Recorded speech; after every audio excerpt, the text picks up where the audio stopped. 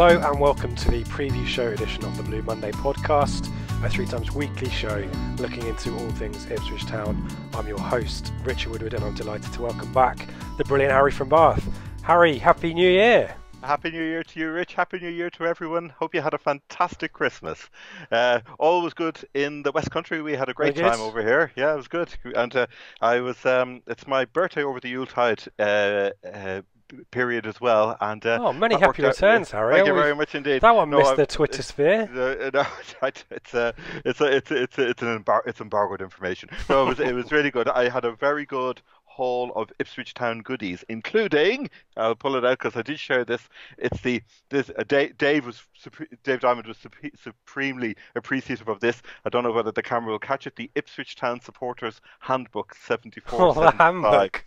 Yes, indeed. Pupil dilating material is the only way I can describe it. I was a very happy man. Let's just say I love stuff like this. Very, very. It was brilliant. It was after the first European campaign under Bobby, Lazio and Real Madrid and Leipzig and all the rest of it, and the ads, of course, are absolutely hilarious. Oh yes, yes, indeed. Smoking is good for your health and all that kind of stuff. Smoking is good for your health, George. Yeah. That's really funny. Anyway, the centre spot is a pub. It's a pub with a restaurant, allegedly. Anyway, there it is. Yeah, great stuff. Anyway, all good. All good stuff. But what else? Yeah, Christmas was great. Let me tell you about a Christmas Scrabble game. This is brilliant. I was playing. This is if you want a bit of proper gamesmanship, this is the way to do it. It's football related. That's why I'm adding it in. We were playing a game. There were 4 of us, and my mate John, he's a big Arsenal fan. Anyway, he throws down a 7-letter word at the beginning. It gives him the 50-point bonus. He's kind of gone 2-0 up in the first 5 minutes of this Scrabble game, and we're thinking this isn't good. So anyway, lo and behold, about 15 minutes later, a triple word score comes up onto the radar. So I was contemplating my mortality and thinking, what can we do with this? Whereupon then John suddenly innocently asks, Harry, he said, Murin and Tyson, what club did they join Ipswich from? And I thought, what a strange question. And here I'm concentrating. No, triple word score. And then suddenly this question comes in from the left field, and I'm going, oh God, was it Ajax? No, it wasn't Ajax. It wasn't Feyenoord. No. I think it was Enschede. I think it was FC Twente. Oh, he's not dangled his keys in front of you, Harry, has he? No, he's deliberately done this. He starts throwing in Ipswich trivia questions. That's sod. But that was it. I thought, well, we're going to play that game. Then I came back at him. I said, well, Nigel Winterburn, where did he play? And then it just started for the whole game. Neither of us won. The whole thing just disintegrated after that. It was it was a poor show. It really was. But the trick I realised was not to ask an obvious player, was to, because if you asked him, because he's an Arsenal fan, if you asked him Henry or asked him Bergkamp, he'd know them. But it was kind of players like Ray Parlour and, just trying to. We've been around the first team, but not the stars. Not the stars, exactly that. They were the ones to ask. The game basically descended because he was then throwing Alan Brazil, and names were just coming in. Of course, you could remember the teams they all moved on to, but particularly when you're in Scrabble mode and you've got that bit of your brain up and running, it was great fun. Good tip for future reference. Scrabble is an evil game. I hate playing it. And but it was that's Scrabble shithousing. He's got his early lead, exactly, and he's sitting on it by distracting you and ruining the spectacle. Bastard. Did you get the question? Did you? Because I couldn't tell you where Tyson and Murin signed from. Did you actually find out, or did you remember? No, I did look it up later. I thought it was FC Twente, and I'm confident on that fact because I did. Afterwards I was kind of, I've got to look this up. I can't let it go. But it's a great way to, if you're playing a game against another football fan, particularly if they're from another club, just line this up because your brain is not. You're just not ready for it. Let's just say, great fun. There must be some other use for that tactic as well. the spirit of Christmas, eh? Exactly right. Yeah. Anyway, talking about giving gifts away, the spirit of Christmas saw us being incredibly generous. And much water under the bridge, eh? Yeah. Well, it was a good show, you and Ben on QPR, which I listened to. I still haven't seen any of the highlights from QPR or Middlesbrough. I just can't bring myself to do it, even though I'm the Grinch of Christmas, as called on the the flagship show, when I successfully called a goal in each half and a 2-0 win for Borough, which I didn't put money on. I put money on the 2-0, but not a goal in each half. I should have done that. That'll be right. Quickly on football and Christmas, I have to apologise to my brother-in-law, who's a Col U fan, who because we were away for 2 games and I was back in Suffolk, I went to Col U's 2 games at home over Christmas. They were 3rd in the league and just being beaten MK Dons, that's easy for me to say, who were top of the league, I think, at the time. And Cole, you on a really good run, and lost and drew and lost their 3 games over Christmas. So almost as good a run as ours over Christmas, and have now gone out of the automatic promotion playoffs, I believe. So apologies to Tom. And I also took him to Millwall on New Year's Day as well. And actually the first half, really enjoyable. And he was really impressed with Lancaster and Downs, Harrison. And then he saw the real Ipswich Town in the second half, which is, as you say, gifts aplenty, particularly from our defensive line. Now, the guys on the flagship show did that one in detail, but you've spotted a few bits and pieces, didn't you? Yeah, God, I have no. So we were chatting before we broadcast. That's awful. That's sometimes you just think, I hate football. I just hate football, and you've had a perfect Christmas of it. Oh God, yeah. I was thinking there were a couple of small things which didn't come up. We didn't do a preview show, but there was couple of things worth mentioning. One, before the game, Millwall. They talked about bringing Morrison on and isolating him against Kenlock on our left, their right. The other thing which they did, which was somewhat unheralded, was they switched Jed Wallace into a central role. Now, they did this in December against Preston. It was the only other time they've changed formation in any substantial way, and Wallace's energy and industry up through the middle. It'll be interesting to get what Ben, Dave, looking back on it as well, think from the flagship show. But that gave them an added impetus to drive forward through the centre. They said when they did it against Preston, they scored twice after making that switch, and they could have scored another couple. It was they just went for them, and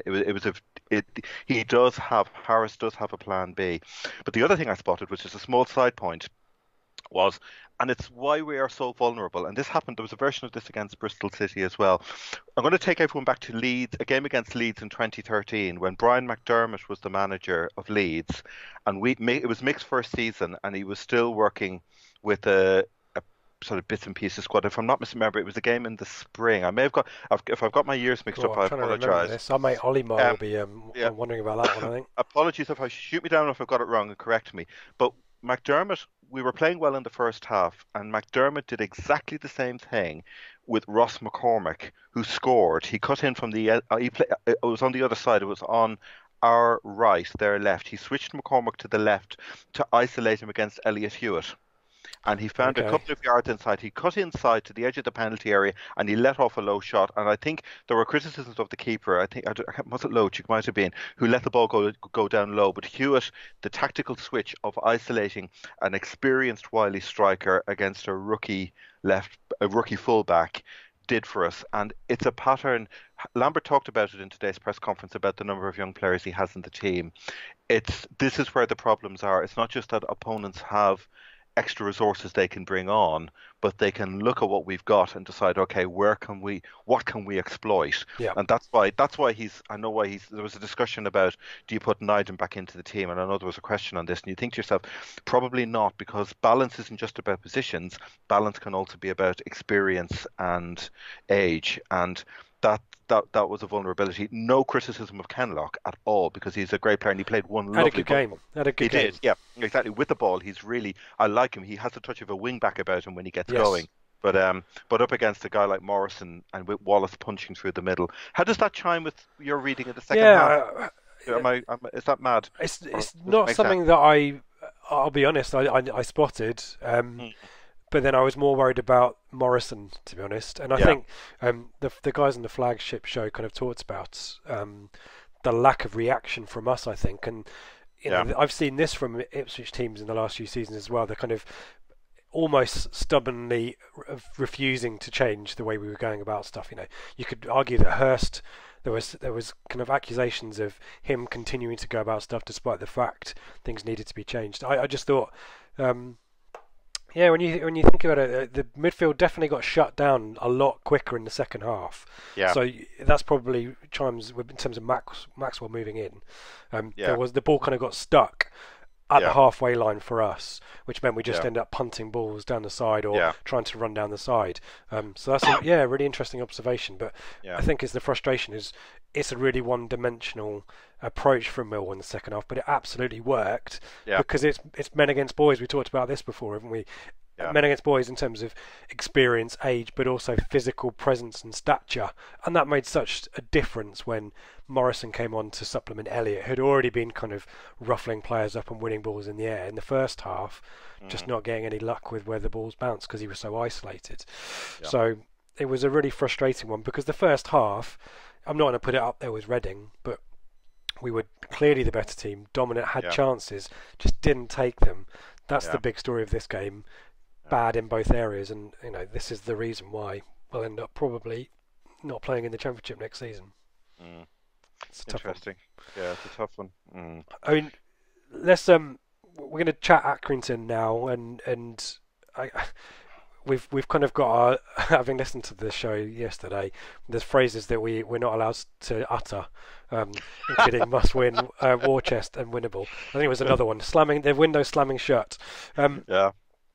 But Accrington is it a game at the right time? This kind of if we go out of the third round of the FA Cup, Harry, again, no one's really going to bat an eyelid, are they, at this? Because I think we've got, of all of the teams in the top 2 tiers, from what I read somewhere earlier, the worst record in the FA Cup in the last 10 years or something like that. So is it a chance to go for it, the shackles off, and see what we can do and try to build some confidence somewhere else? Or would you prefer to go straight into another league game and try and put it right and try to sort the league table out rather than our form? Oh no, Rich, I'm blessed that this game has come along. I really am. The headline for my TWTD piece, which goes up on Friday lunchtime, is a little break from league football will do us all good. And I don't think it's just us. I think Accrington fans are saying that as well, for reasons that we'll come on to. There's a couple of things. I mean, I saw a few groans when on Twitter and on TWTD, people talking about the BBC doing their football-focused lunchtime program. Smelling blood. No, I think that puts it all back on Accrington. Okay. There's an expectation that this is going to be a shock. There's an expectation that we're going to be the first game of the show at 10:30 or whatever time the show is going out at. Whereas I have a sneaking suspicion that we'll be in with the kind of highlights packages at around midnight if everything goes according to plan. I'm going to say it. This is winnable, and I'm going to be slaughtered. Hashtag. I'm going to be slaughtered for this on the. Good evening, Ben. Hi, Ben. Whenever you're listening to this. There goes the preview show. Harry's win bonus is removed. Yeah. No, the reason Accrington have problems. They have real problems. They're not a big squad, and there's a little bit. Before diving into the detail, it's worth a couple of preliminary comments. The model of football club squad management in lower leagues is, from looking at a bit with Exeter, but certainly from Accrington, is very different. It is just in time management. A lot of it's hand to mouth. A lot of it is, players on 1 year plus an option of 1 year contract. And a lot of it is on loan deals. Some of the forums are incredibly quiet. So I haven't just been looking at Accrington. I've been looking at players' previous clubs just to try and build up some sort of a picture to get a flavour of exactly what they have got. One small side point I will make. Dave mentioned this in the flagship show yesterday about the quality of refereeing in lower leagues and officials not making decisions. He is so right. This comes up time and time again, and if we do drop this summer, it's something we're just going to have to live with next year. It's the standard just seems to be, random. It really does, in terms of some of the lack of consistency, I think, and you play each ref as you see them. So let's talk about the big thing, because it affects everything about the big issue, which affects everything about Accrington, which is the loan window. Sorry, go on. I was just going to, because I usually do a bit of preamble. I mean, Accrington there's a joke, and I even did it on our questions tweet about Accrington Sunny, who are they? But I think it's worth just or just explaining their kind of rapid rise, really, because 2006 I think they sold Brett Ormerod, and this is the first kind of these signings where they bring in multi-million-pound fees, and Caden Jackson's another example, which has allowed them to slowly build. And they've got Andy Holt, a chairman who's quite outspoken, but has obviously got the club and the community at heart. It's kind of the model of chairman of Darren McAntony at Peterborough, who's quite happy to chip away on Twitter, and I think was giving him. I remember when the Caden Jackson transfer became a bit of a saga and he was tweeting about that, but we talked about Burton, I think, certainly on this show some point in the past, or I certainly have, about their stature and Championship being just an amazing achievement for a team like Burton. But League One for Accrington Stanley, this is the first time in their history they've been in the third tier. It's a really impressive achievement from what is quite a small club, and as you were saying, you're finding it difficult to find forums and opinions and stuff like that. This is impressive from John Coleman and Andy Holt, isn't it, at Accrington? We must acknowledge that. No, it's a fair comment. I mean, their expectations this year are all about, as I said, as long as we get to 55 points initially, we can forget about off days and move on. It's all about getting established as a League One team, which for them would be phenomenal. I suppose, the other team who you would think of would be Crewe in the days of Dario Gradi, actually. That similar thing of a tiny team just completely punching above their weight because they've got a really good footballing model up and running, and they're overachieving. It's and of course a lot of that comes down to John Coleman, and it's worth, probably before diving in to the tactical side, because I was about to get stuck in, have a little look at John Coleman, because he joined them when they were in the Northern Premier League First Division in '99, and then spent 12 years with them and got them into the Football League during that time into 2006. He then went off, managed Rochdale, Southport, and he went over to Sligo Rovers, I think, as well, but came back in 2014 and then took them up into the. He is Mr. Accrington, really is. He managed in the second round game, they beat Cheltenham of the FA Cup. That was his 1000th game in charge. So we're talking a proper football man here. It's very much what did they say about him? Brilliant man management. It's all about trust. He talks about having common cause with the players, people believing each other. People must see a value in what you're trying to achieve, and trust is fundamental to it all. And it's not so much. There isn't an out-and-out philosophy of play, because at that level the quality of what you're working with is variable. But he does try and play, several of them referenced fast-flowing passing football, and it's more that model of football than Lincoln City a couple of years ago or Millwall last week. They have got some physicality in the team. They're not total kind of, they're not all kind of sort of little wizards all scurrying around. It's not that style, but it won't be. I'd be stunned if it's roughhouse football. Put it that way. I really would. As I say, he's really loved. And the other thing, which of course he's got a great eye for, and we'll talk about a couple of them, spotting talented lower league players. He's got an eye for a good one, as they say, and he brings them through. And the model is selling them on and getting those big fees, as we paid for Jackson, and also to a lesser extent Nastin. You mentioned 2006. I might have got my dates mixed up on all my odds, so I'll correct myself there. No. I've got that one wrong. But yeah, I mean, a fairly, they find themselves mid-table, so in terms of that objective, stay up, going okay. But they've had a pretty lousy December, haven't they? Yes, mid-table, but exactly. They beat Plymouth and Shrewsbury either side of Christmas, but they're the only two wins they've had in 11 games, and their last two defeats were 3-0 at Bradford on New Year's Day, and then they were beaten 4-0 at home by Peterborough last weekend. So they're happy for this to happen. There's a fear that they've been worked out by League One opponents, and that their second half of the season, the novelty will have worn off, and they could then topple down. I think that they're 7 or 8 points clear of the bottom four, so they're still. The war drums are a long way away, and but their expectations are all about just staying up. The other thing worth mentioning, a bit like Exeter, a sense of a project.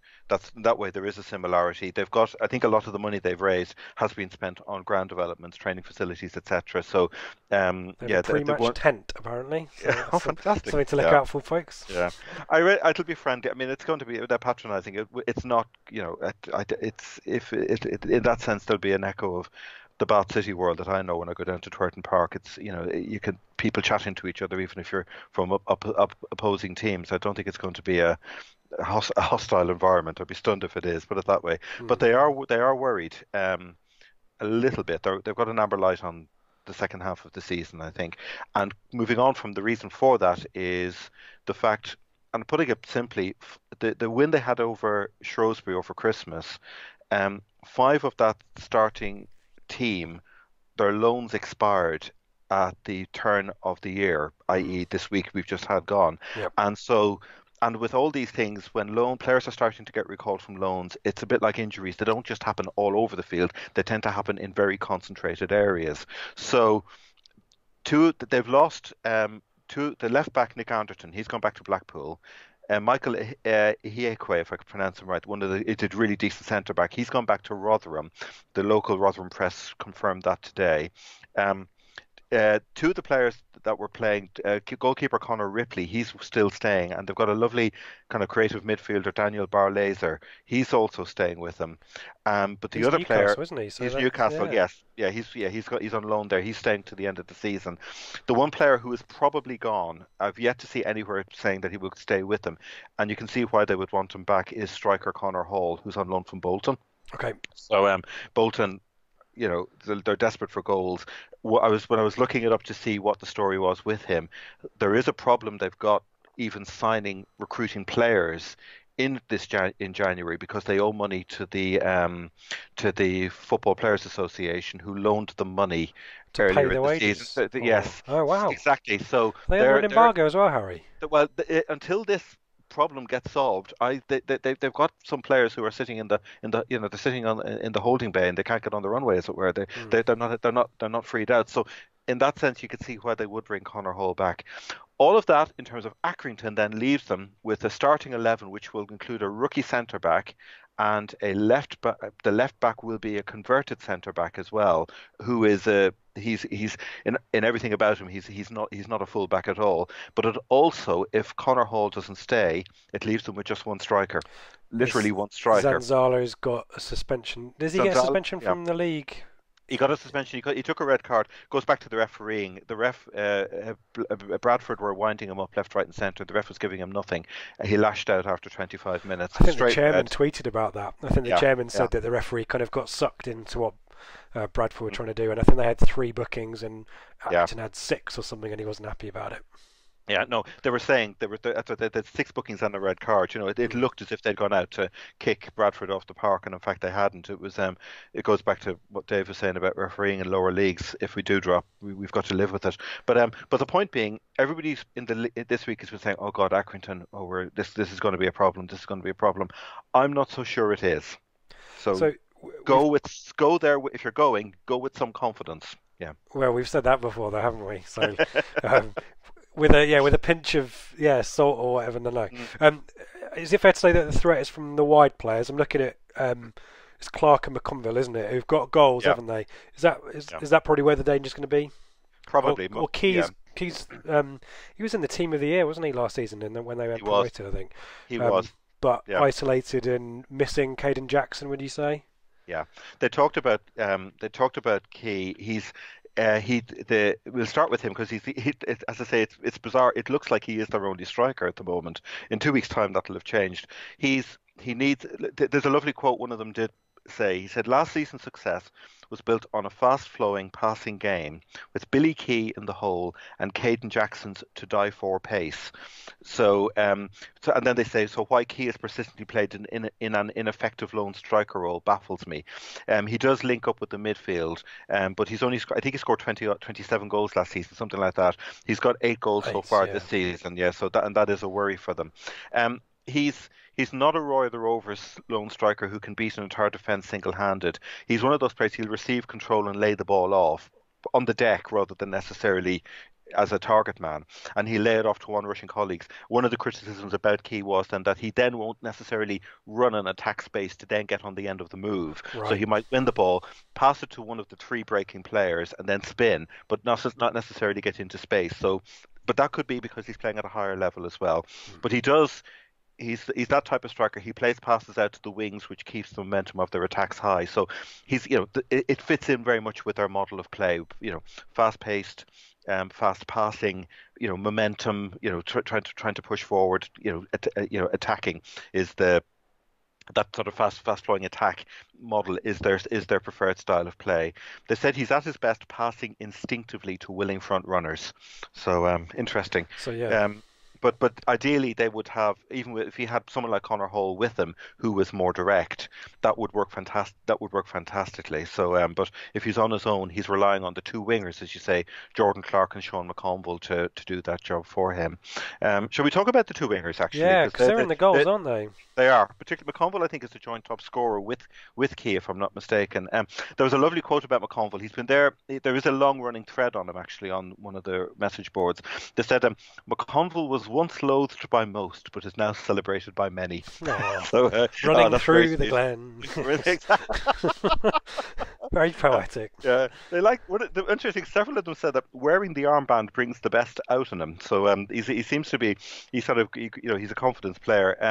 There is a criticism that he can come short and safe for a ball rather than spinning to receive a pass over. But he's a hard-working defender, and I think they're going to, or hard-working winger, and I think they're going to need him if they're playing a rookie left back. I think McConville will have to double up and protect his fullback tomorrow if that is the case. The one thing, and Jordan Spence, if you're listening and if you're playing, I want you to hear this. McConville's strength, listen, is the angled shot from about 25 yards from the corner of the penalty area. Any opponent worth their salt will prevent this as it nullifies our left-sided threat. The right-footed curler with the emphasis on placement rather than power is now becoming his trademark finish. Okay? Jordan Spence heard that. I'm hoping, along with probably quite a few people listening to this, that it's Janoy Danassian that you're speaking to there on Saturday, Harry, but fingers crossed, eh? So that's McConville, as I say. He's 29. Again, a lot of these players, you look at their provenance, played for Barrow, Stalybridge, Celtic, Chester. This, welcome to the world of John Coleman. He finds these gems. The other one, who came from Shrewsbury, and he ran riot against Shrewsbury in their win over Christmas, is Jordan Clark on the right side. The right side is a more traditional. They've got a fairly good combination with the right back. We'll talk about later. But Clark is he's lively, buzzes around, moves the ball well, always looks a threat. A skillful winger capable of getting in behind defences and putting balls into the box. They think he's more attack-minded than McConville, albeit without the same number of goals. He can tear teams to shreds flying down the wing or making clever mazy runs. But he's a typical winger. He blows hot and cold. Right. And occasionally they say if you can get him playing with his back to the ball, whereas McConville will come short and take the ball, give, and he'll receive it that way. Clark is much better if you play the ball ahead of him and let him just blast onto it. And then it's a running race. Yeah, exactly. And then and I guess, given we talked about Spence or Danassian, any thoughts on whether he'll up against Kenlock again or Callum Alder in play? No, it'll be Alder. I'm absolutely listening to Lambert in his press conference. We're doing this Thursday evening, so it was Thursday lunchtime when he talked about the best man winning. But I think Lambert is very worried about the level of youth and particularly inexperience in the team, and he wants all the experience he can get in there. Should we talk about Elder now, or are we going off piece? If you want to, let's do Elder. Just a couple of quick minutes, because Elder, I've had a quick look around the various clubs he's played for. He is primarily defensive. I think that's worth saying. Leicester felt he was a bit limited, but then Leicester fans, their expectations are kind of, sadly now beyond us, aren't they? Way beyond ours. This was a slightly weary, cynical comment from a Brentford fan saying, seeing the goals Ipswich conceded against Millwall, he should fit right in, which didn't really reassure me. Basically, the Wigan fans had most to say. He was liked at Peterborough. Wigan fans had most to say. Not our best player, but a better defender than attacker. He will solidify that side as much as anything else, and him and Freddie can shut down a problem on one flank at least. Slight criticism of him being slightly too one-footed. Possible echo of the Danish player who may be leaving. This is what I'm thinking when you're saying defensive minded. He says his crossing can be woeful. If he's left with no option but to cross the ball, more often than not it is poor. So they often feel he's better off playing the ball, linking play with midfield and coming through that way rather than necessarily hitting the byline and pinging a cross in. But then has he got a long throw on him as well, Harry? No, there was no mention of a long throw. There was no mention of a long throw. I think on that front we're safe. yeah, he's when he came into the side, his crossing was spot on. This is Wigan fans again. He's still a solid defender, but needs to get back to providing the quality of final ball from early in the season. So, but he's willing to come to us, and I think particularly up against a decent League One winger, which is what Clark is. I think that it'll be a good battle. And one would hope that he can he can shut down, because there is more of a threat on the right than on the left. I think looking at Accrington. Shall we look at their midfielders? Yeah, can you just quickly, in terms of a shape for Accrington? So we talked about Keys, obviously, I think been used as part of a 2, so options are limited there for them on Saturday. Is it a 4-4-2 normally, Harry, or is it? Normally they want 4-4-2. If Zanzala, the other striker, wasn't suspended, they would probably go 4-4-2, because Zanzala, Jackson offered pace to complement Key up front. Zanzala offers more athleticism, if I can put it like that. He's kind of like a poor man's Lukaku, I suppose. He'll bustle his way through. That's more his model of play from the way they've described him. But without him, they've got to go 4-5-1. Okay. And they have used that, to be fair. It's not unusual for them to do that. So as I say, you've got Clark on the right, McConville on the left, and the 4 midfielders they've got. Where will we start? Let's have a look at Barlaser, because he's definitely going to play. He's probably the one midfielder of the group they have who can offer a little bit more in an attacking sense. Daniel Barlaser, the Georgie Turk, he was Gateshead born, but he's a Turkish under-17 international back in the day. Oh, there you go. And again, most of this came from Newcastle fans, but they do rate him. Pretty good with long-range passes to the wings. They think they felt that when he was at his time at Newcastle, he's been influenced a lot by John Joe Shelvey. Okay. So pinging Hollywood passes then. Exactly that. And he does. And the Accrington fans said he really has improved their central midfield creative play. So again, if you're going back to looking at what Coleman was talking about, this fast passing movement, game built on movement, Barlaser would fit in with that nicely. So he could almost be not quite in the diamond, but he would be the most advanced of the 3, linking with the single striker or linking with the 2 wide players. That's pretty much what he does. I'm just looking at his bookings. He's only got 3, so he hasn't learned everything from John Joe Shelvey yet. No. He can't put one on a player off the ball. Yeah, he's a more natural passer. They've talked about him trying to make threatening forward runs, but I think he will more likely pick a pass necessarily than bomb on through, as it were, to catch, to run in behind, as it were. So he's on loan, but he's the one. He's definitely staying. So that's been extended, isn't it? Yeah, that has been extended. So we know that. And the other player who they really rate is a guy called Sam Finley. He's 26, and again, this is a classic. He came from Fylde, non-league Fylde, and he has settled in. One of them said, and this is the word I always love hearing, he adds balance more than any other central player. Stepped up from non-league football to League One seamlessly. He looks class even in his quieter displays. It might not be obvious, but Finley does make things happen on the pitch, particularly winning the ball in the opponent's half. He wasn't fit in November with a hernia problem, but so he's been kind of brought back in, but I think he's back up to full fitness now. Very much in the thick of the action. My sense is that he's a really good player, the way they're describing him, who can read the game well. He's all over the field. He plays with industry creative, and particularly a lot of them talk about control. So he's might be one of those players that, depending on how the game is going, if they're doing well, he'll be on the edge of our D. If we're on the front foot, he'll be on the edge of their D, if that makes sense. It's an interesting, interesting thought that he's made the step up so seamlessly from non-league. I wonder whether that's a endorsement of him as a footballer or a indictment of League One as a footballing league. I suspect that's not probably come out in your analysis, but I do wonder whether we've talked about the standard of refereeing being different and the kind of squad management. I wonder whether this will be an insight into the quality of the football, because obviously there are some talented young players at Ipswich who hopefully will stick around next season, and you kind of wonder whether it will need to be attritional and kind of get these kind of toilers from the lower leagues to supplement the squad, or whether we can try to pass our way out of the division. It'll be interesting to see how we get on Saturday in that respect. That's a good point, Rich. Looking at Josh Emmanuel, actually, he did brilliantly for Rotherham, but the question was, look at who he was in with. He was in with some pretty experienced players working or operating around him, which gave him permission to develop and evolve his game.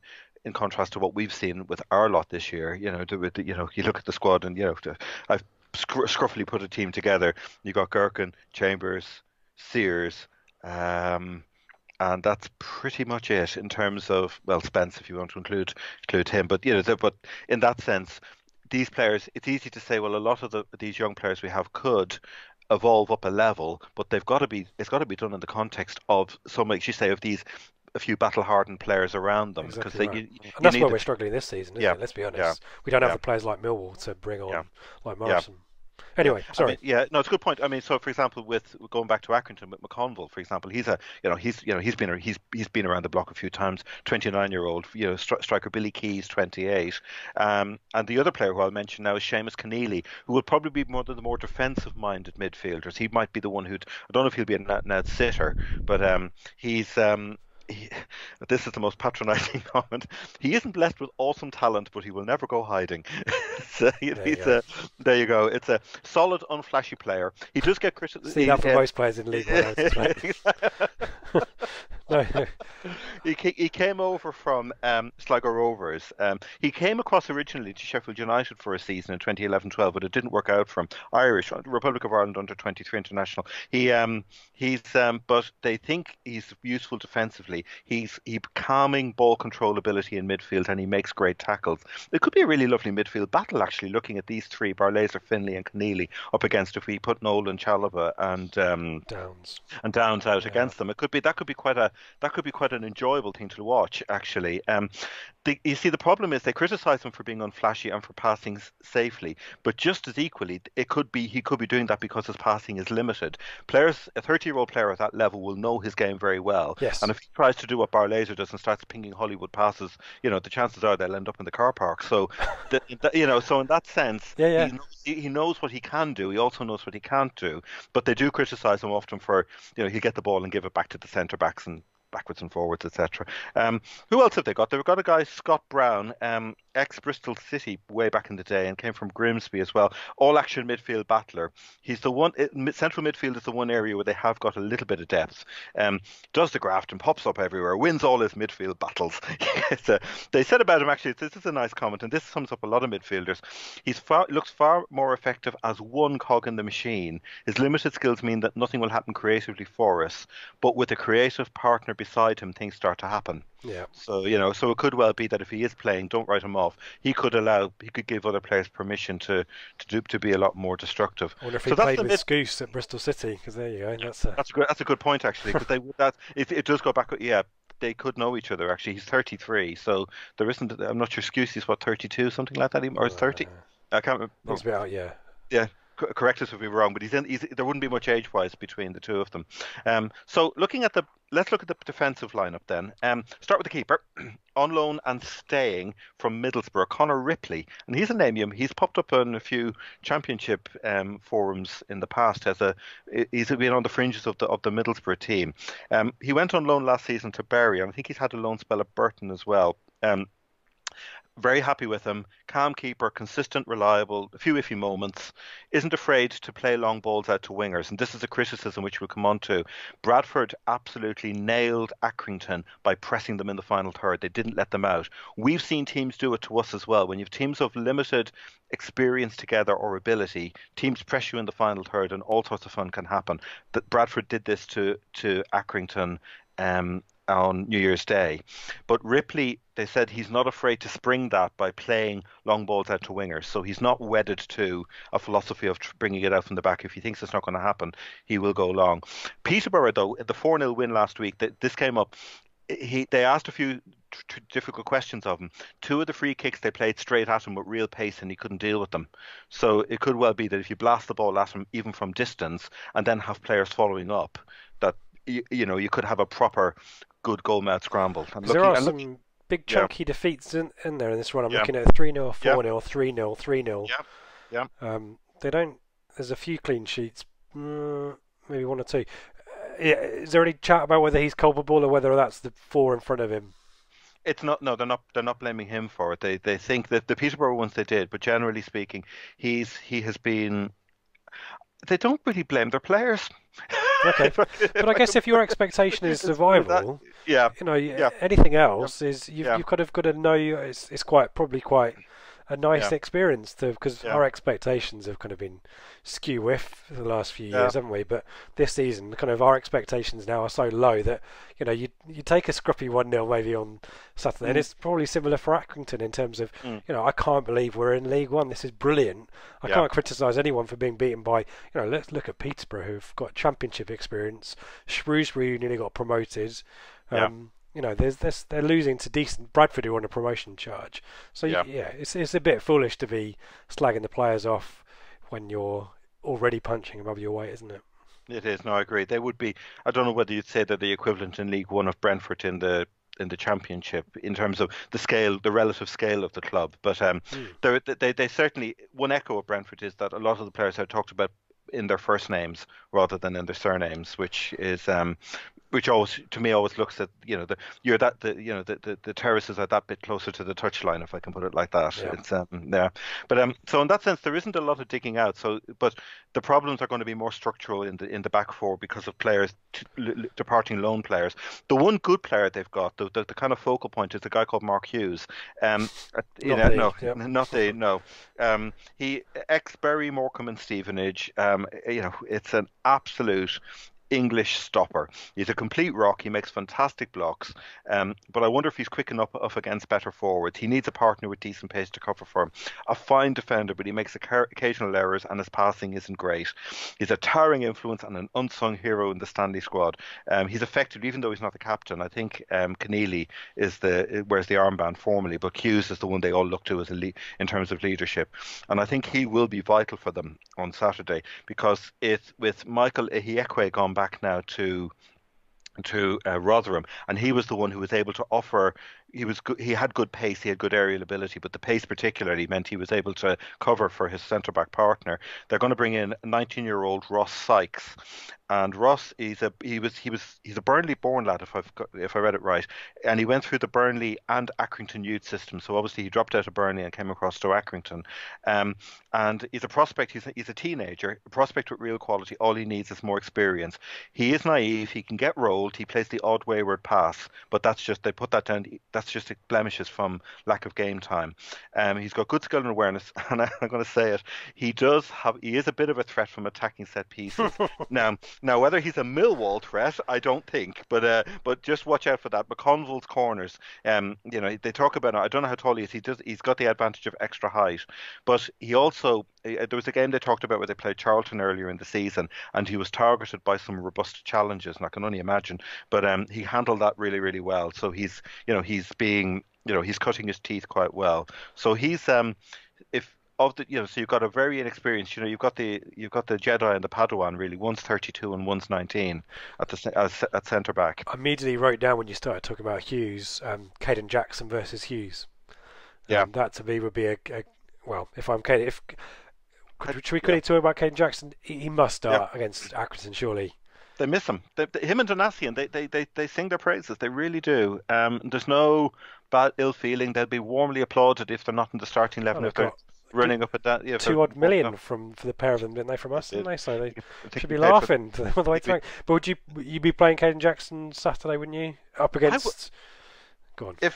If he didn't start, he's got to come on early. I would have thought. I think he knows the ground backwards. I mean, Lambert talked in his press conference about the fact one strength we have got is players with lower league experience who will not be phased by the conditions. In that sense, we're not. You're not sending out a team of prima donnas who look around and think, "My God, what have we landed in?" I'd be tempted to put Jackson in. This Jackson and Harrison. The game is this is their hinterland. This is their world. They've done brilliantly at this level, and you would if it's my guess is he'll start with Harrison, but I'd say Jackson will come in the second half. I'd be surprised. Harrison is on form, isn't he? So you'd probably want to build more confidence. So we talked about at the start about the fullback. So Anderton's back to Blackpool. He's gone back to Blackpool. So Johnson's on the other side, isn't he? Yeah, so let's talk about Johnson because he's a good guy and he does have a really, really good understanding on the right wing.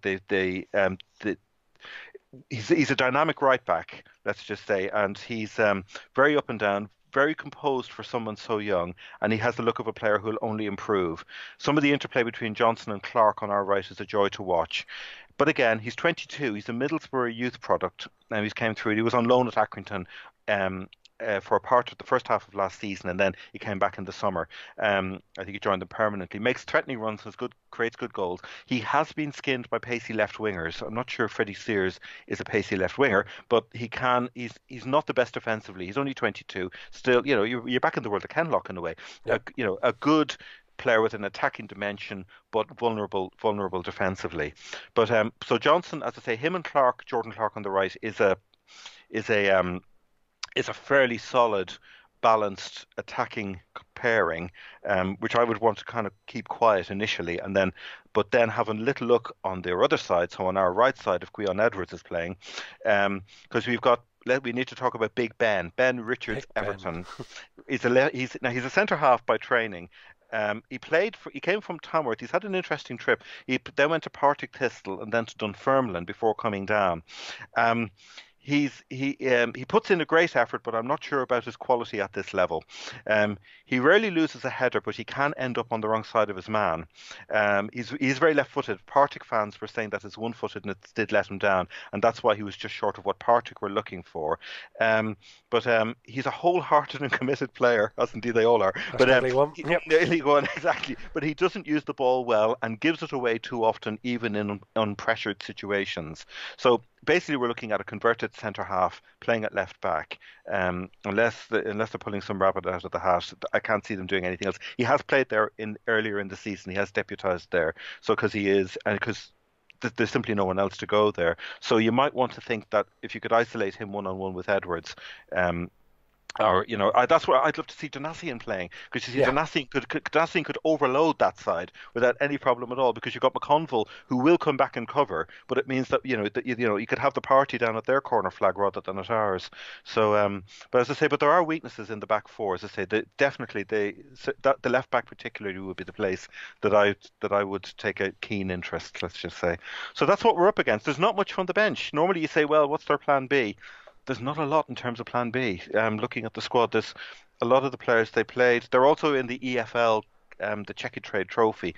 And so some of the players, they've got a couple of wingers. Piero Mingola, he might come on. He's a lively midfielder. Eric O'Souza, but their provenance again, ex-Tranmere, ex-Cambridge United. They're not, they're not, they're very infrequent players.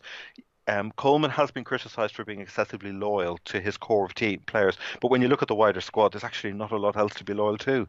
This is League One football and the League One squad management, where you're praying that everybody stays fit for the season. Otherwise, you're wide open. Recalled from their loans, which is obviously exactly. Happened. So it might be timing wise a convenient moment to play them. Harry, I'll come back and we'll chat at the end, obviously, but I know that was a really tough piece of work, obviously, given the lack of sources available. So to give that level of detail is just fantastic. And the guys that listen to this and the guys and the girls who listen to this probably don't understand kind of the level of research that you put into this. So I know that was a really terrific piece of research. So thank you for that. Cheers, Rich. Almost the level of our championship stuff. So that is brilliant stuff. I think I know more about them than I know about Millwall, frankly. Should we do Daryl's? It's usually joint 11, but it's a joint five-a-side squad with no goalkeeper this week for Accrington and Ipswich. He's given us 6 players, and rush goalie, rush keeper. We haven't decided who that is. He wanted. Well, let's go. So it's Donacien. Enciala presumably had a spell there because he's given Enciala, and also Gary Roberts must have had a spell there as well. I don't know about that. James Alabi's had a spell there. Francis Jeffers, that one's passed me by. He did right at the end of his career. That intrigued me as well. So Jeffers definitely played there. Yeah. He did right at the very end of his career. Yeah. So I would suggest that, and Caden Jackson obviously. So that's quite a good front two. And I would therefore put James Alabi in goal because he's quite a big unit. I was thinking in terms of size as well. I have to say he'll block most of it. No, that's unkind. No, Donacien. You see, I was thinking Donacien's quite an athletic player. He could be a good keeper actually. But Alabi, I saw Alabi play for an under-21 Ipswich game against Bristol City a few years back when he was with us. And right up to the penalty area, he looked like Lukaku. He looked like Balotelli. This kind of really all the moves, the athleticism, the physique, that it was all there until he got to the opposition box, and then it just went utterly haywire. So many chances. I don't know what it was, and I really felt for him because you could see teams looking at him thinking, "Oh my lord, this guy's good. He's got it all." But it was almost like there was a force field around the penalty area or in the final third when it came to taking that final option. So he's not the only player that's got that force field. No, that's true. So are we going to be cruel to NCILA again and bomb him out of our five-a-side team, or are we? No. How do we do it? Because who do we take out? It's Gary Roberts. Roberts is a useful midfielder. You'd want him in there to link, and you'd want Jefferson. I'm afraid that's going to be in Seattle, isn't it? He's on the bench. He's on the bench. Sorry, Toto. Sorry, Toto, mate. If we're 2 up, we'll bring you on to see the game out. And, oh dear, Darrell has been brilliant. I have to say, he puts these up he sends them over. He does combine starting 11s, and we haven't seen each other properly since with Sheffield United, I think. So he did them for each of the Christmas opponents, and very quickly I'm going to run through them because they need to be I'll hammer through these very quickly because they're worth having a quick look at. Queen's Park Rangers starting, doing chronological order. Phil Parkes in goal, back four, Bradley Orr, and then Damien Delaney and Steve Palmer, which I thought was quite a decent back pairing. Wayne Brown on the left back. Right midfield was Andros Townsend with Mark Kennedy on the left midfield, and in the central midfield pairing of Kieran Dyer and Massimo Luongo. And I like that. I think that could work really well. Up front, you've got, I don't know, chalk and cheese, I suppose, Frank Clark and Alan Brazil. That's an interesting front combination as well. But I think that could work. It would be a very in-your-face type of team. I would have thought they'd be very very high tempo with Townsend coming along, Kennedy on the left. So that was Queen's Park Rangers. Moving on to Borough. Borough had some fantastic central combinations. We got another issue with goalkeeper again. Yeah, we didn't have a goalie, so we put Phil Whelan in goal.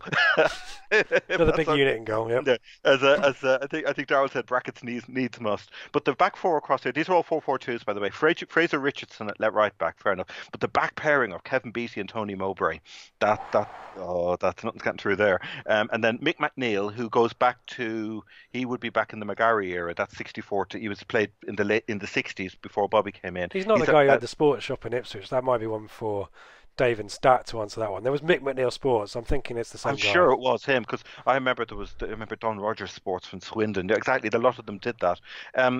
Midfield, Kieran Dyer on the right. Back again. And then another interesting combination. I think this would really work. John Wark and Grant Ledbetter in midfield. That to me would work brilliantly. Maybe. It's exactly that. They just balance each other brilliantly. And then he's got Mark Brennan on the at left midfield, which again we can live with. Up front, then you've got Alan Armstrong and Jordan Rhodes. Though you've also got other players. I mean, you could have brought in Mustafa Carriol. He was an option on the wing as well. Marcus Bent was there as well to bring in. He also had Sean St. Ledger. Yeah, and Trevor Putney. He played for both as well. So I've got to say the front line on paper looks good, but Armstrong's going to get injured, and Jordan Rhodes will go 20 games without scoring a goal. So there might be issues there. You might need your midfielders to chip in a few. Yeah, maybe bring Marcus Bent on if it's not working out after half an hour. And then finally Millwall. Millwall, he produced 2 starting 11, so I've been greedy and I've cherry picked the best out of them. So you've got Keith Branahan in goal. The alternative was Aaron Lee Barrett, and I took an executive decision to go with Keith Branahan. I think you made the right call. Sorry, feel free to disagree. But across the back line, Carlos Edwards, and then Richard Naylor and Dan Harding, and then Ben Thatcher at left back, and then right wing Danny Haynes. Left wing Kevin O'Callaghan, and in midfield Liam Trotter and Brian Hamilton together, and then up front Ricardo Fuller and DJ Campbell. How does that sound? Yeah, I like that striking partnership. That's a decent striking partnership, all right. Who have they got? Plan B, you've got Kevin Lisby. He can come on. Paul Goddard as well. He played for both. Who else? Mark Kennedy again. He's an option. They've got a couple of... Liam Feeney we could have had on the wing, but Danny Haynes over Liam Feeney, I'm afraid. No question. Chaplow. We could have had Chaplow on to score an 88th minute winner. That was another option. and presumably managed by Mick McCarthy. Of course, that's a good point. I don't think he mentioned that, but I'll just make a note of that as well. That would be we have a boss for that team as well, which is fantastic.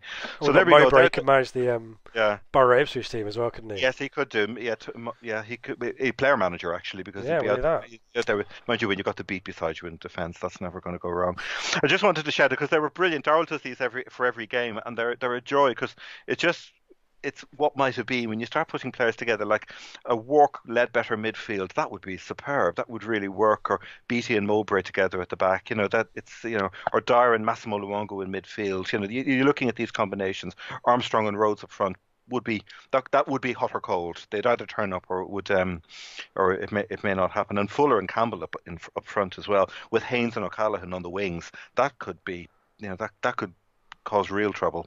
Yeah, it's good stuff. All good fun. I like that. That's Thank you, Darrell. Thank you, Darrell. Thank you for doing thank you, and really, hopefully really he'll tweet out the five-a-side team. And if we've missed anyone out, obviously, give us a shout. Darrell does a load of research on that. We went looking for goalkeepers for Borough and couldn't find someone. So if anyone's got any Brighton ideas, someone who had a trial or a loan or something like that, you never know. Brilliant. Should we do some questions quickly, Harry? Please do. So let's start with Dylan, who asks, any chance of Nydam and Elder playing on Saturday? You think Elder's like to start, but Nydam probably no. Too soon. It's a rookie midfielder too far. I reckon he's got Chalobah, Nolan, Downs working. Leave it. Let them build an understanding. And this is a perfect game. You're going to be up against a midfield where you're not going to be overwhelmed. You can actually really impose yourselves on the opposition, and it suits our model of play. So I wouldn't touch it. But definitely Elder. I think that just listening to what Lambert was saying, I think, and particularly given that they have a threat down the right wing, Elder would have to start for me just to shut that down. In terms of other selection, options, headaches, whatever you want to say, Vinna Maipo, I love the fella, but when does Luke Chambers become undroppable? Or when does he become droppable, I think the question is. He wasn't great on... So my brother-in-law, who I took to Millwall, who hasn't seen much of Chambers at all, obviously, wasn't massively impressed with Chambers on Saturday. Do you think there's a time where he needs to be taken out of the firing line, or does he play through it? So if you take Chambers out and you put in Ciala in, is that going to improve things? Wow. This is the question. This is the problem. I mean, Chambers simply, if for no other reason for his experience, he's got to be one of the first names on the team sheet at the moment. And the other thing I was thinking about when I saw the question was, in the way you bring in a whole lot of really good players and everybody's performance is elevated by 20%, could Chambers be suffering a little bit in form from having to carry so much on his shoulders at the moment as well? You have to allow for that fact as well. He's a fundamentally good player, but he's just been, he feels as if he's having to carry the club on his shoulders a little bit, as much as the players, he's got Jordan Spence out on his right hand side. And he's got you've got this bomb scare waiting out there, ready to go off. I just don't think you can drop Chambers. If anything, he's desperately holding everything together, and we've no one else to bring in. Yeah, you have to simply. In the last two games, I think he's had to do the players' post-match interview as well. I don't think. I'm not sure whether many people know what it's like to kind of walk into your job every day and to be working for a failing organisation or a failing company. It's not nice. And particularly if you're a focal point or a leader, and everyone's looking to you to kind of show the way, it must be really tough mentally as well as kind of physically on Chambers. So in terms of when does he become droppable, I think it's when there are better options out there. But at the moment, I think he's one of the few players we've got with proper championship experience. Mullet, our mate Mullet. Has Lambert worked on the team rather than the individuals?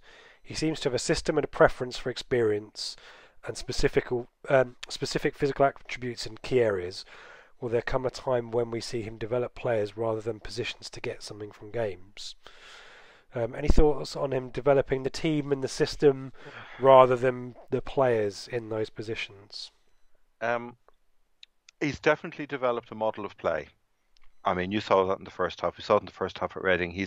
And we've even seen it in. I mean, he talked about it in the press conference today. We even saw it against Queen's Park Rangers, when you take out what was going on in the two penalty areas and the odd moment of chaos that we inflicted on ourselves, the general pattern of our game is coherent.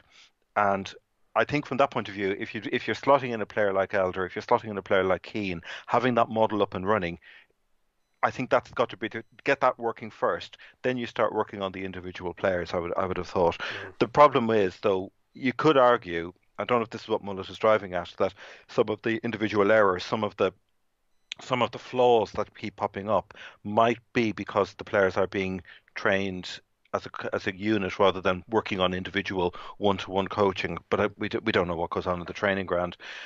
I would say he's prioritising the team over the players. That's my reading. I don't know what you reckon. Yeah, agreed. In terms of Mullet's the further bit of the question, in terms of will there come a time when we see him develop players? We've had just a run of crazy fixtures, haven't we, over the Christmas period? We haven't had an international break for a while as well. We've kind of got a transfer window that's flung open, #flung open. So I don't think he's had the time to be able to do that either. So maybe when we've got a break coming up, maybe if we, oh heaven forbid, we go out of the FA Cup, but at the fourth round weekend we have a weekend off. Maybe that's an opportunity. You never know, or so, who knows? But I think you're right. I think he's just got to work on the system, because there just was no system, was there, under Hurst? There was just no coherence at all. So I think start with the system, get the players used to that, and then start to improve the players. We've talked about transfers. So Benjamin A asks us about Will Keane and whether the potential signing of Keane has been made with the thought of a season in League One in mind. Any thoughts about whether, and Callum Elder, I guess you could put in the same category as well. I think Lambert alluded to this in his press conference as well. He's got half an eye on next season and things not working out as hoped. Do you think Will Keane fits that mould? He's out of contract. It's early days. I did have a look, though, just before we came on air, as it were, to see what Hull fans were saying on it. And somebody echoed that question specifically. He answered it. He said, Ipswich are preparing early for next season. Good move. Which may be fair. The problem is, what is it? I did a quick tot up, 5 goals in 67 games, something like that. And it's all with strikers. It's all about, that's what they're defined by. One of them also said, "How happy are you to let Will Keane join Ipswich?" And another, forgive me, I'll start that again. The press release said, "Hull are happy to let Will Keane join Ipswich," and a fan then quipped at the bottom. He said, "Happy doesn't do it justice." So they're kind of. He did have the odd brilliant game. One of them said there's a player in there somewhere, as he proved against Leeds the other day. Apparently he was instrumental in their win at Elland Road. So he does have brilliance in him. But reading the general comments about him, the name Darryl Murphy kept going around in my head. This happened with Murph. Alan Lee as well. I wonder what Cardiff fans or Sunderland fans had to say about those two players before they came to us. Probably not much similar to that. Yeah, 6'2". He fits the bill in terms of what, whether you'd put it all on his shoulders or whether, because I felt we needed 2 strikers as well as Lambert. So it might well be Keane and another, and the two of them can dovetail together. But the Alan Lee comparison is brilliant as well. So, as I say, we'll see. In terms of Benjamin's question, good question. Is it signings for League One or signings with League One in mind? I guess they're not permanents, are they? Neither Elder or Keane, but both, I think, probably can go in the summer. Yes. So, are there chances that we could sign those players for? I guess Keane will hope that he scores 10 goals or whatever and gets himself a contract at a Championship club. But are they League One signings, do you think? I would say they're definitely, to answer the question, yes. They're with one eye to League One with their question. Yeah. Okay. 2 more. Jordan McCarthy's. I've got to ask this question. What would Paul Lambert rather fight? 1 Paul Lambert-sized Paul Hurst or 10 Paul Hurst-sized Paul Hurst? What? No, go on. Go for it again. 1 Paul Lambert-sized Paul Hurst or 10 Paul Hurst-sized Paul Hursts? Yes. So he's saying it's. I think he's just a relative. So Paul Hurst slightly taller than he currently is. Yeah. Or 10 small. Oh man. It's a slightly serious question. My sense was that from reading, I read that question. I think it's a question of how in terms of stature of the two of them, I think one Paul Lambert to me would outweigh at this moment in time 20 Paul Hursts. So I think you could put as many of these mini Paul Hursts out in front of him, and he would literally swat them away in terms of footballing comparison. I think the two of them are just on a different level. But then we're coloured by experience. Exactly right. Good on you for making good of that question, Jordan. Apologies if I butchered that, but I think Harry's done a fantastic job of answering that one. And finally, my Midlands mate James Golk asks, no fence, I think he means fence sitting allowed. What are our score predictions for the match on Saturday? Do you want to go first? 2-0 or 2-1 to Ipswich. I think it'll be a 1-goal victory as well. Hopefully it'll be more, but we'll see. I'm not going to be greedy, but I would take a win. FA Cup run, I think, as we talked about at the start, would be really good, wouldn't it, to build some confidence and maybe a distraction from the league. Yeah. So I think that's all we've got. We'll do some plugs very quickly. We've the guys on the flagship show talked about the 16th of Feb. So if you haven't got your tickets to the live podcast, please look up the information on our Facebook or our Twitter page. You can get those at Eventbrite, and all of the gang will be there, including Harry and myself. Harry, do you want to do your blog plugs and Twitter? Yes. Up on TWTD at lunchtime on Friday, the detailed notes looking at the previous games and trying to just piece together in written form the various comments from Accrington fans about ahead of the game. So should be up on TWTD, and you can find it via Twitter. I'm found at Harry from Bath, and that will link it. Any piece I ever do will normally get linked on there, so you can find it. Brilliant. Yeah. You can find the channel at Blue Monday ITFC and me at Ipswich. Are you going on Saturday? I'm making the trip up. No, I'm not this one. No. Okay. So as I say, it's sort of still catching up on the retailing side after Christmas. So one or two boxes of books to send back and things. So miss this one, but I've got a couple of the other ones. The Villa one I'm looking at definitely to go. Oh, okay. In which case, keep us posted on that one. I will be along with 1,000 other away fans. It looks like making the trip up. So fingers crossed we have something finally to cheer. And again, I said it before, but Harry, a fantastic job finding some stuff for us to talk about today on Accrington. I know that was tough, so good on you for that. And I guess kind of good practice for next season, maybe. Sorry, I went there. That's allowed. Oh dear. Well, Happy New Year, everyone. Once again, as I say, whatever 2019 holds in store for us, we'll roll with the punches exactly and hopefully see where we are in the summer. All the best. Thanks, Harry.